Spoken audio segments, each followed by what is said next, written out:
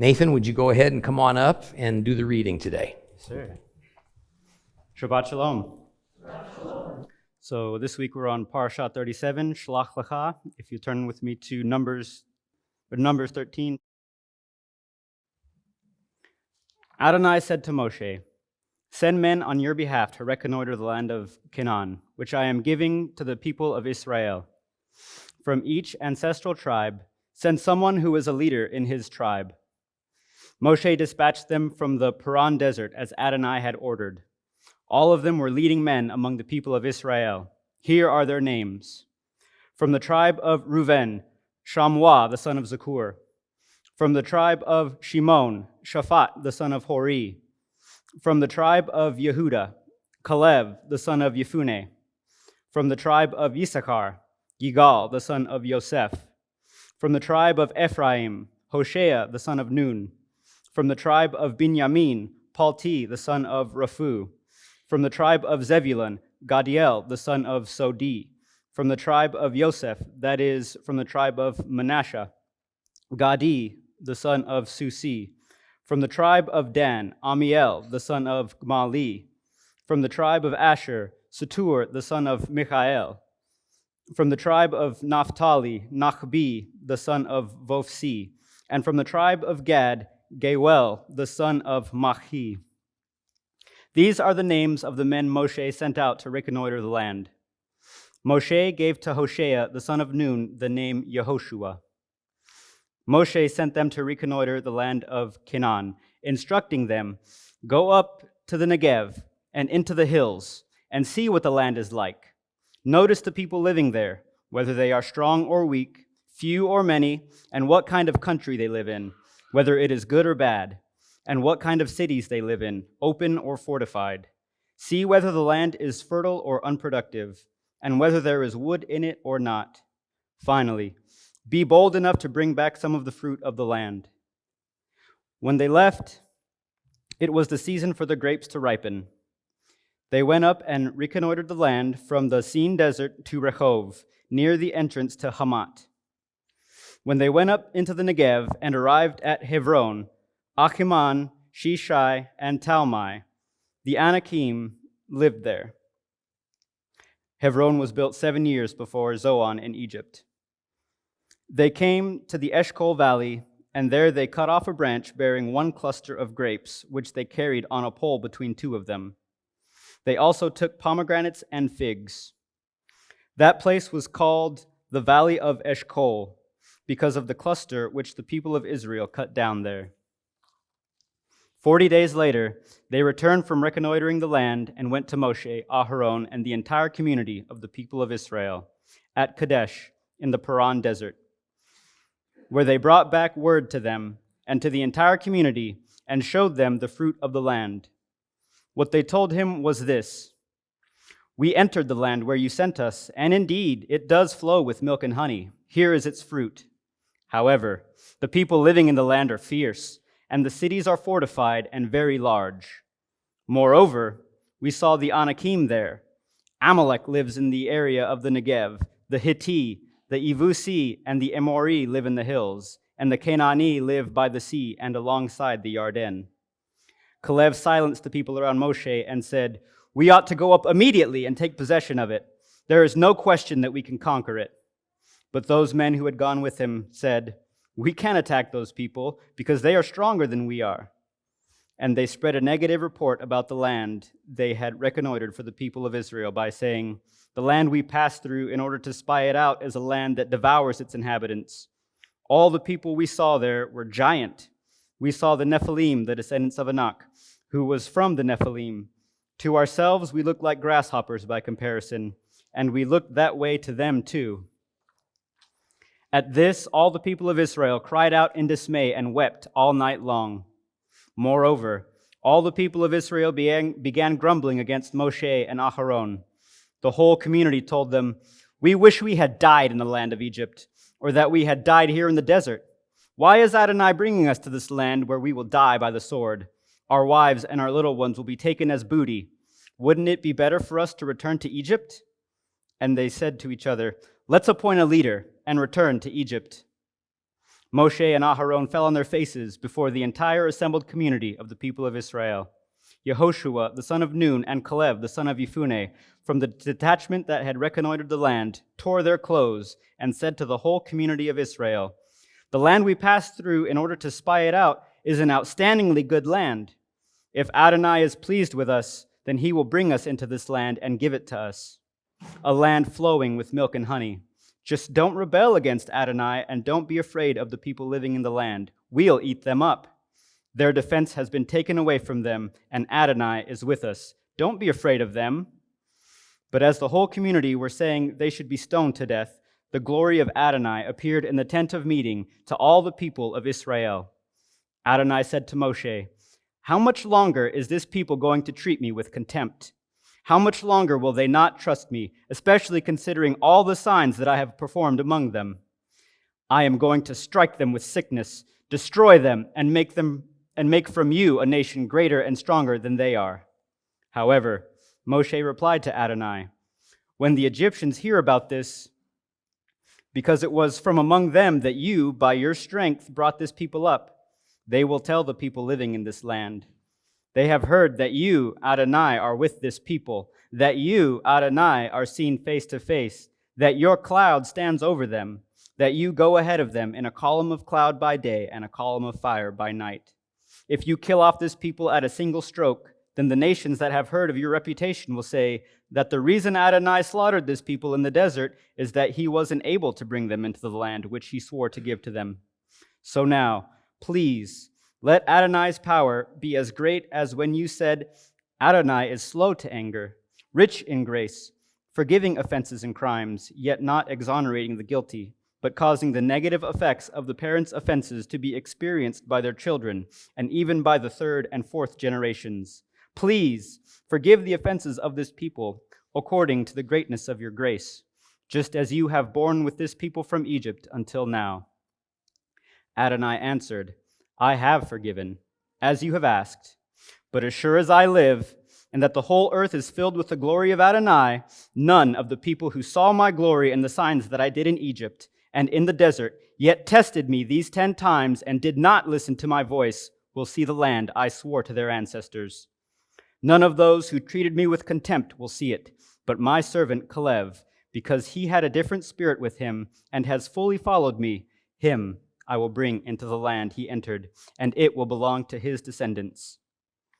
Now, since the Amaleki and the Canaanite are living in the valley, tomorrow turn around and get yourselves into the desert along the way to the Sea of Suf."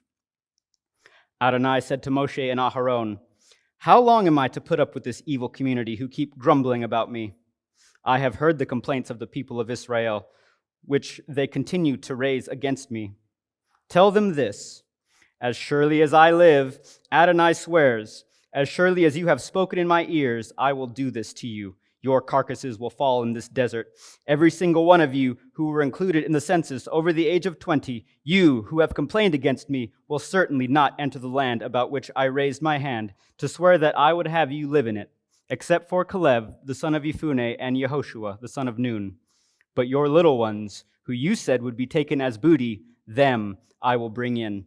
They will know the land you have rejected. But you, your carcasses will fall in this desert, and your children will wander about in the desert for 40 years, bearing the consequences of your prostitutions until the desert eats up your carcasses.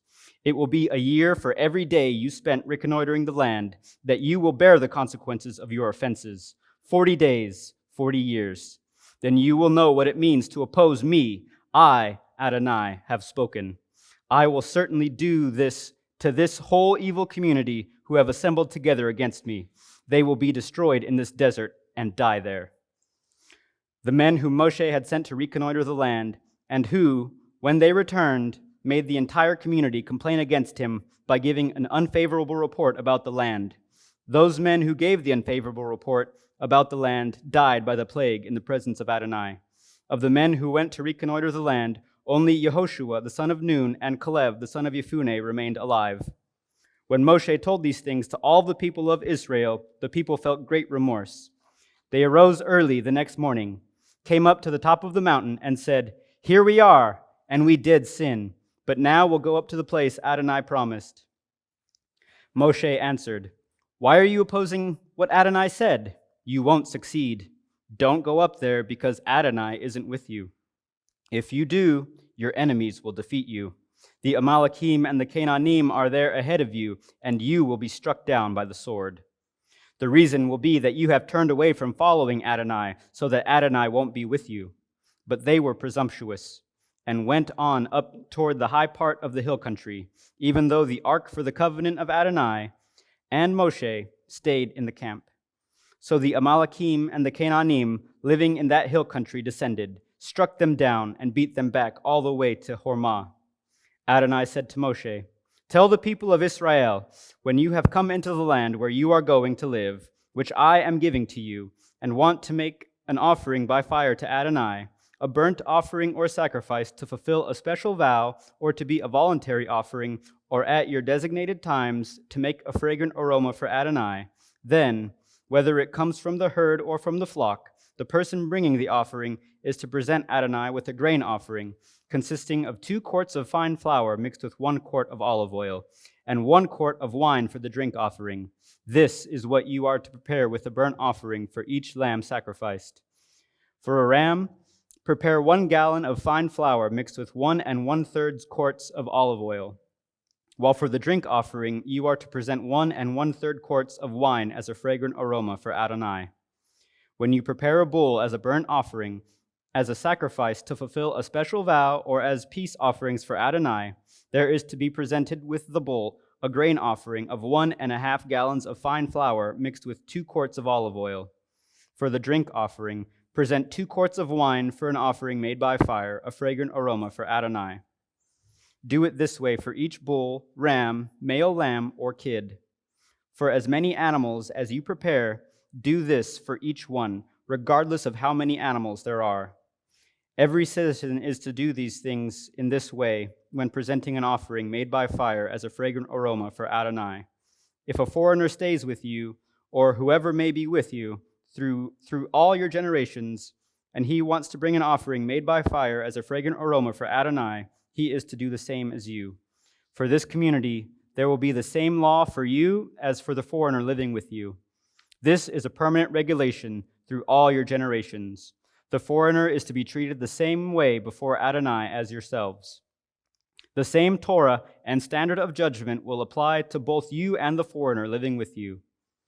Adonai said to Moshe, "Speak to the people of Israel.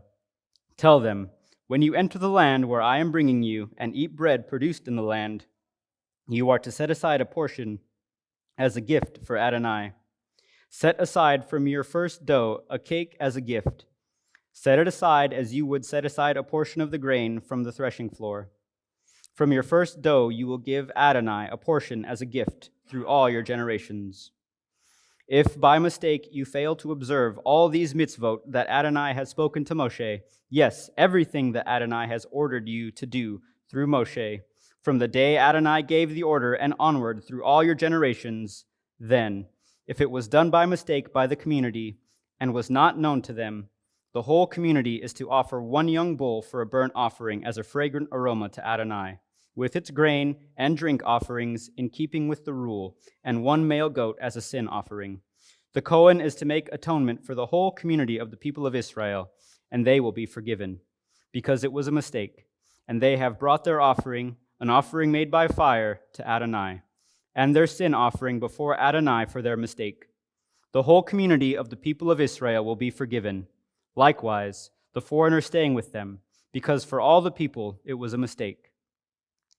If an individual sins by mistake, he is to offer a female goat in its first year as a sin offering. The Kohen will make atonement before Adonai for this person who makes a mistake by sinning inadvertently. He will make atonement for him, and he will be forgiven, no matter whether he is a citizen of Israel or a foreigner living with them. You are to have 1 law for whoever it is that does something wrong by mistake. But an individual who does something wrong intentionally, whether a citizen or a foreigner, is blaspheming Adonai. That person will be cut off from his people, because he has had contempt for the word of Adonai and has disobeyed his command. That person will be cut off completely. His offense will remain with him. While the people of Israel were in the desert, they found a man gathering wood on Shabbat. Those who found him gathering wood brought him to Moshe, Aharon, and the whole congregation. They kept him in custody because it had not yet been decided what to do with him. Then Adonai said to Moshe, "This man must be put to death. The entire community is to stone him to death outside the camp." So the whole community brought him outside the camp and threw stones at him until he died, as Adonai had ordered Moshe. Adonai said to Moshe, "Speak to the people of Israel, instructing them to make, through all their generations, tzitzit on the corner of their garments, and to put with the tzitzit on each corner a blue thread. It is to be a tzitzit for you to look at, and thereby remember all of Adonai's mitzvot and obey them, so that you won't go around wherever your own heart and eyes lead you to prostitute yourselves. But it will help you remember and obey all my mitzvot and be holy for your God. I am Adonai your God, who brought you out of the land of Egypt in order to be your God. I am Adonai your God." Amen. Thank you, Nathan. Oh my, so much there in today's Torah portion. But you know the part that catches my heart so much is really that portion almost establishes, if you would, the credo of the Hebrew roots and Messianic movement, doesn't it? All right, there shall be one law for Israel and foreigner alike. And that is what we're about. We're about as a community, and we're about as a ministry. So, obviously, there's more in all of that than we can cover in a Torah portion lesson. So, today, I want to get and talk about this brief mention that was made of something called Nephilim. And how and when some of Joshua's spies, or maybe better scouts, reported that they saw these Nephilim in the land that God gave to Israel to occupy, the Israelite refugees from Egypt became terrified. They weren't so sure they even wanted to go there anymore. Now, today we're going to focus on this rather confounding mention of Nephilim, these evil giants, mainly because it's such an important but overlooked part of the Bible. These creatures were, and they are, real. They have, and no doubt continue to have, enormous effect on human history and on humanity itself. On us. Yet we tend to mostly be unaware of them. Why? Because since early in the 18th century, upon the dawn of the Enlightenment era in Europe, the Bible has undergone a systematic transition of being demystified and despiritualized, so that it appears to us more intellectually rational, scientific, and therefore acceptable to our human intellect. Now, what has resulted is that the most powerful force in the universe, the spiritual force, has either been minimized or it's just been dismissed altogether in our lives, in our decisions. Now, whether Christianity, any part of the believing world, whatever one wants to call themselves, wants to acknowledge it or not, the spirit world has been presented to the body as some sort of a hazy amalgamation of primitive myth and as an unintelligible realm that makes even considering it impossible or just not worth our while. However, the Apostle Paul once put it this way in Ephesians 6:10 through 13. Finally, grow powerful in union with the Lord, in union with his mighty strength. Use all the armor and weaponry that God provides, so that you will be able to stand against the deceptive tactics of the adversary. For we're not struggling against human beings, but against rulers and authorities and cosmic powers governing this darkness, against the spiritual forces of evil, even in the heavenly realm. So, take up every piece of war equipment God provides, so that when the evil day comes, you will be able to resist. And when the battle is won, you will still be standing. Right? So how can we battle against a spiritual force of evil, if we don't even acknowledge its existence? Or we don't endeavor to understand what little we can know about it? Therefore, we are going to study one of the most evil spiritual forces ever unleashed upon our planet. In our Torah portion today, the end of Numbers chapter 13, it says this, starting at verse 31. But the men who had gone with him said, "We can't attack those people. They're bigger and stronger than us." And they spread a negative report about the land that had reconnoitered for the people of Israel by saying, "Well, the land we passed through in order to spy it out is a land that devours its inhabitants. All the people we saw there were giants. We saw the Nephilim, the descendants of Anak, who was from the Nephilim. To ourselves, we look like grasshoppers by comparison, and we look that way to them too." See, what we find is that these spies sent out to reconnoiter the promised land say that the land of Canaan is full of literal giants. Is their description accurate? Does it reflect reality, or is it merely hyperbole? Because they kind of want to avoid battle with any of Canaanites, Canaan's current inhabitants. Further, we get these cryptic words that these huge men they claim to have seen were associated with something called Nephilim. It seems that some element of the Amorites was also connected with the Nephilim, and this may have had much to do with why God was so determined that the Amorites were destroyed. They were wiped out.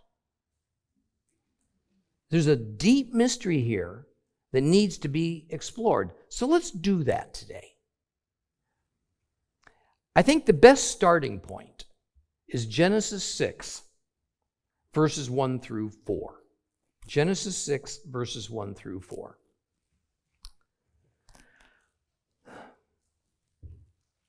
There we read,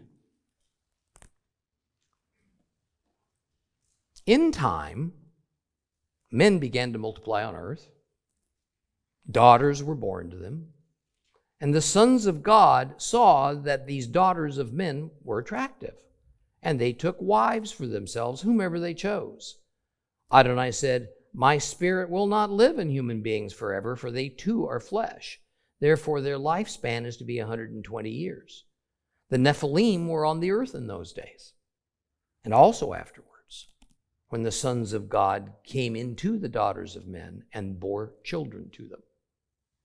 These were the ancient heroes, men of renown.'" Let that sink in for just a second, what we just read. What's interesting is, if you actually turn to that, don't turn away yet. If you continued reading, you would see that immediately following this passage, the flood story begins. So the flood and the reasons for it had to do with what was written in Genesis 6, 1 through 4. I want to be clear what I'm saying. These verses we just read together are kind of preamble, kind of an introduction. They were the reason for the flood. The flood happened in order to deal with the problem that is spoken of in the first 4 verses of Genesis chapter 6. So, who are these sons of God that came into the daughters of men? Put it frankly, this is saying that these sons of God had sexual relations with some beautiful daughters of humans, and then children were born from it.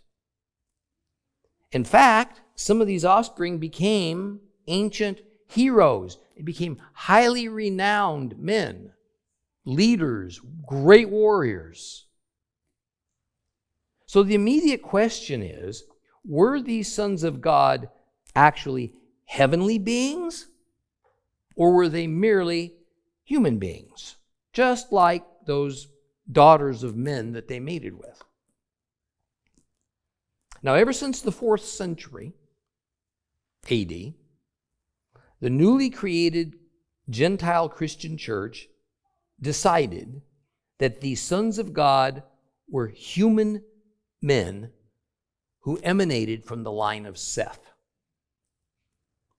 This was Adam, if you recall, Seth was Adam and Eve's son, who was born to them after their older son Abel was murdered by his brother Cain. Well, this so-called Sethite, academics love that. They love to take a name and just add an "ite" to it, and you get this really fancy word. So the so-called Sethite theological principle has no biblical evidence at all to back it up. Nothing in Scripture says that Seth wasn't to have a wife, or the descendants of Seth weren't to have marriage with those people coming from the lines of Cain or Abel. Further, when it comes to the actual biblical usage of the term son or sons of God as indicating an actual human being, it almost always had to do with a king of Israel. But prior to that era of Israel's kings, the term sons of God was meant in a totally different context. The reference was always to heavenly beings, what we might want to loosely call angels. Psalm 82, starting at verse 1, a psalm of Asaph. Elohim stands in the divine assembly. There with the Elohim, he judges. Doesn't that sound a little strange? I'm going to read that part again. Listen to what I just said. Elohim stands in the divine assembly, and there with the Elohim he judges. How long will you go on judging unfairly, favoring the wicked? Give justice to the weak and fatherless. Uphold the rights of the wretched and the poor. Rescue the destitute and the needy. Deliver them from the power of the wicked. They don't know. They do not understand. They wander about in darkness. Meanwhile, all the foundations of the earth are being undermined. My decree is, you are Elohim. You are sons of the Most High. Nevertheless, you will die like mortals. Like any prince, you'll fall. Rise up, Elohim. Judge the earth, for all the nations are yours. Now, a lot of translations, in place of the term Elohim, will put God. Some of them will mix it up. In one place it'll be God, in another place it'll be Elohim. But I promise you, in the original Hebrew, it's just Elohim.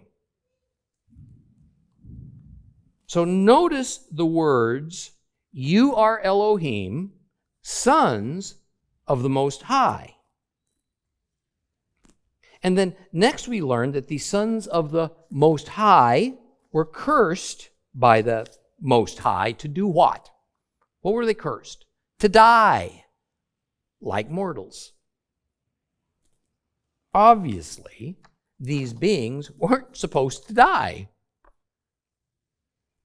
But because of something they did wrong, they were cursed with death like physical humanity had been, starting with the garden, the fall of Adam and Eve. See, clearly, obviously, it is heavenly beings that are being described. So in Genesis 6, 1 through 4, what is being addressed is that the sons of Elohim are some kind of heavenly beings, some type of angel or angel-like spirit creatures. And their nature and their substance is set in contrast to daughters of men who are just regular human creatures. Now, it was therefore heavenly spirit beings who came to earth. They had sexual relations with human women, and the offspring of that union became some type of hybrid being that no longer fit properly either in the heavenly or on the earthly realm. This joining of angel, of spirit being, and human being, well, this was a violation of natural law. In the law of Moses, improper joining is defined as illicit mixing. Other parts of the Bible speak about this catastrophic event in a little bit different ways. It's remembered. Even the Apostle Peter brings it up, but it's a little bit camouflaged. In 2 Peter chapter 2, starting at verse 1.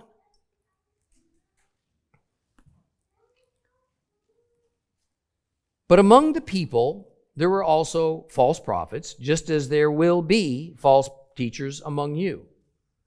Under false pretenses, they will introduce destructive heresies, even denying the master who bought them, and thus bring on themselves swift destruction. Now, many will follow their debaucheries, and because of them, the true way will be maligned. In their greed, they will exploit you with fabricated stories. And their punishment, decreed long ago, is not idle. Their destruction is not asleep. For God did not spare the angels who sinned. On the contrary, he put them in gloomy dungeons, lower than Sheol, to be held for judgment. And he did not spare the ancient world. On the contrary, he preserved Noah, a herald of righteousness, with 7 others, and brought the flood upon a world of ungodly people. Now, notice how Peter speaks of these angels who sinned, and how God put them in gloomy dungeons, where? On earth. Or more precisely, someplace even lower in the ground than the grave. Well, who are these angels who sinned that Peter speaks of? Is this merely just kind of a gangly collection of angels who individually over a long time span kind of committed various offenses that resulted in their imprisonment? Not likely. Peter's angels who sinned speak of an event. He talks of it as an event. It's a thing that happened. It's an event that can be none other than when the sons of God, these angel-like creatures, came down and impregnated human females, as we read in Genesis 6. And also notice this connection. Notice how immediately Peter follows his comment about these angels who sinned with what? The flood story. Just as does Genesis 6. The connection between the intended extermination of the Nephilim by means of the great flood is clear. It's unmistakable. All we have to do is take the Bible for its word. So Genesis 6 tells us that the Nephilim, these hybrid offspring of angels and humans, were on earth before and still after the flood. The spies sent to scout out the land of Canaan personally encountered these giants. And what did they call them? Nephilim. And they said they were part of the family of Anak. Well, guess what? That's Goliath's tribe, who themselves were descended from Nephilim. So the existence and reality of the Nephilim and the way they came into being was common knowledge in the biblical era. These scouts, well, they had to have known of the existence of the Nephilim before Israel ever left Egypt. Otherwise, they wouldn't have known what these giant things were. They wouldn't have known how to identify them. It seems that the Nephilim had, for some reason, especially become a dominant part of the tribe of the Amorites. So let's turn our attention now to a very connected subject to the issue of the Nephilim. All right, and this is about some different creatures. They're called the Watchers. Now, we don't find the term the Watchers per se in the Bible, but we do find it in other highly valued Jewish religious literature from both the 1st century AD and the 1st century BC, and even slightly earlier, as a matter of fact. So the existence of the Nephilim and of the Watchers, somehow connected, became this embedded part of Jewish cultural beliefs by that time, by Christ's day. Now, what makes this important for we believers of the 21st century is that this belief actually shows up not only in the Old Testament, as in today's Torah portion that we read, as well as in other places like in Amos chapter 2, verse 9, but also in the New Testament passages such as 2 Peter chapter 2 that we read, and it's also in Jude, the first chapter of Jude. But in order to discuss the Watchers, a few things need to be said. To start, we find that within the Jewish cultural world of the 2nd and 1st centuries BC, it was the book of 1st Enoch where the term Watchers appears. Now, we don't want you to start frantically searching in your Bibles for it, because you're not going to find it there. All right, at least you won't in most Bibles.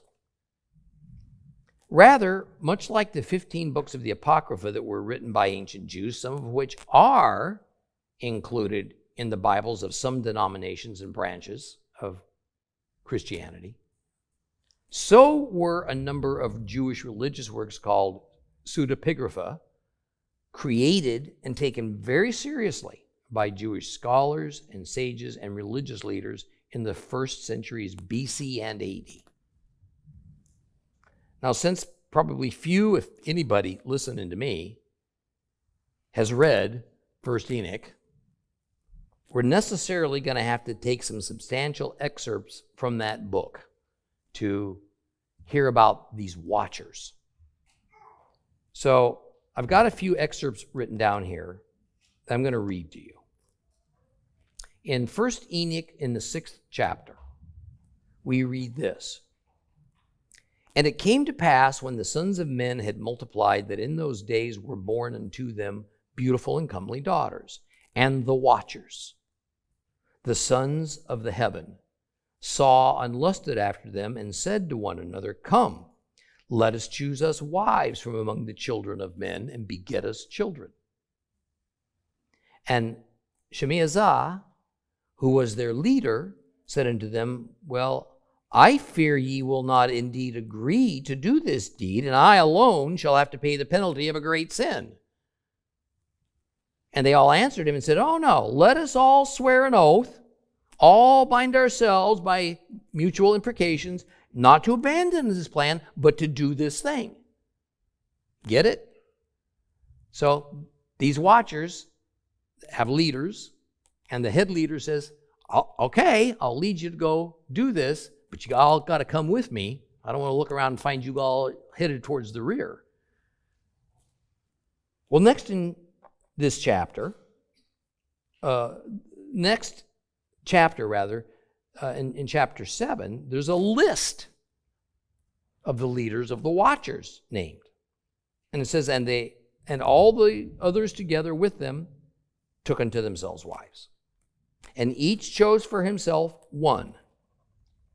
And they began to go into them and to defile themselves with them. And they taught them charms and enchantments and the cutting of roots, and made them acquainted with plants. And they became pregnant, and they bare great giants. And the giants begat the Nephilim. Moving on to chapter 8. And Azazel taught men to make swords and knives and shields and breastplates, and made known to them the metals of the earth and the art of working them, and bracelets and ornaments and the use of antimony and the beautifying of the eyelids and all kinds of costly stones and all coloring tinctures. And the sons of men made for themselves and for their daughters, and they transgressed, and they led astray the holy ones. And as men were perishing, the cry went up to heaven. Well, what happens next in 1 Enoch chapter 9 is that the four archangels, Michael, Sariel, Raphael, and Gabriel, notice all these evil horrors that are happening on earth as a result of the sin of these heavenly beings coming down and involving themselves with human women. So they go to the Father. They go to Jehovah, and they ask him, resolve it, please. We got a problem down here. God replies to their request in chapter 10. Now, I want you to listen carefully, because I think you're going to recognize the gist of it. In chapter 10, we read, Then the Most High said, the great Holy One spoke, and he said to Sariel, to the son of Lamech, Noah, saying, Go to Noah and say to him, my name. Hide yourself. Hide yourself. Reveal to him the end's coming, and the whole earth is going to perish. Tell Noah, that a deluge is about to come on the whole earth and destroy everything on earth. Teach that righteous one what he should do, the son of Lamech, how he may preserve himself alive and escape forever. From him a plant will be planted, and his seed will endure for all the generations of eternity. Later in chapters 10 and 11, we read about how God sent the archangels to deal with these sinful problem creatures who are to blame for the earth's rampant wickedness. We read, until the day of their judgment and consummation, until the eternal judgment is consummated, then they will be led away to the fiery abyss, and to torture, and to the prison where they will be confined forever. And at the time of the judgment, which I shall judge, they will perish for all generations. Destroy the spirit of the half-breeds and the sons of the watchers, because they have wronged men. Now, I know this is a lot to take in, so I'm going to just quote you part of what Annette Yoshiko Reed says about all this. It's kind of a summary, a good summary, I think. She says, the birth of the giants is explored in 1 Enoch in terms of the mingling of spirits and flesh. Angels properly dwell in heaven. Humans properly dwell on earth, but the nature of the giants is mixed. This transgression of categories brings terrible results. After their physical death, the giants' demonic spirits come forth from their dead bodies to plague humankind. According to 1 Enoch, the angelic transmission of heavenly knowledge to earthly humans can also be understood as a contamination of distinct categories within God's orderly creation. As inhabitants of heaven, the watchers were privy to all the secrets of heaven. Their revelation of this knowledge to inhabitants of the earth was categorically improper, as well as morally destructive. Well, you know, as we've entered the 21st century, I think it's undeniable a new era has dawned on the earth. Do you feel it? I feel it. It's an era that I've come to call post-moral. Post-moral. That is, morality has rapidly become a dying concept, even within significant segments of the church. Morality is no longer seen as a guideline for society. It's now an unwanted barrier. To some, it's an enemy that prevents us as humanity from achieving happiness, from building a kind of human-willed, human-defined utopia on earth. It's clear that the continuing existence of the Nephilim, whether in the flesh or in spirit, or most likely both, is the greatest influencer of this wickedness. See, we have to be aware that as much as we wish it wasn't so, this is the state of our nation. This is the state of our world in general. And we have to recognize also that it is driven by an evil spirit. It comes from an evil spirit world that actually, physically, tangibly lives right within some humans on earth. You know, I haven't the time today to go into the matter more deeply.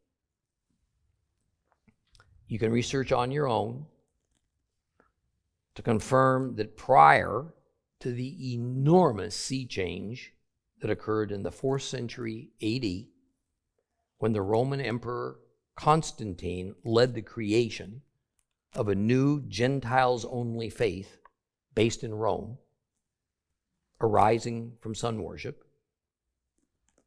This new faith that combined elements of belief in Jesus Christ with sun worship. And it built its foundation on newly minted man-made doctrines and traditions. What I'm describing to you is the birth of the modern day church. Now, ironically, the very earliest of our faith fathers, I refuse to call them church fathers, but of our faith fathers who came before Constantine, those from the 2nd and 3rd centuries, understood Genesis 6 and the matter of the rebellious divine creatures mating with human women and producing hybrid offspring in the same way that the Jewish community had for centuries. The early faith fathers, Irenaeus and Origen, specifically wrote about Nephilim and their connection to the Great Flood. The bottom line for the scouts that reported to Joshua and Moses about those giants, those Nephilim, living up in the land of Canaan, is that they were quite real. The bottom line for us is that as believers in the God of Israel and the followers of Yeshua our Savior, and as those who trust in the entire Word of God as truth, not just part of it, we need to accept that some truths are harder for us to swallow than others, because some truths just don't mesh very well with modern science or with long-established church doctrines that most of us grew up under. The Nephilim existed. And in one form or another, they continue to exist. They're here, folks. They're on this earth now. They've never gone away. The Watchers, these things called Watchers, also existed. Whether they continue to exist, I do not know. There's this enormously populated spirit realm that has an enormous effect on our daily lives and on all of human history. See, if we're going to understand the Holy Scriptures as handed down to us, we need to accept what we're told within those inspired passages, even when they challenge our current worldviews. Okay, would you all please rise and bow your heads before the Lord? For more teaching and information, visit us online today. Come and be a part of our fellowship. Here at The Seed, enjoy worshiping and learning God's Word with us.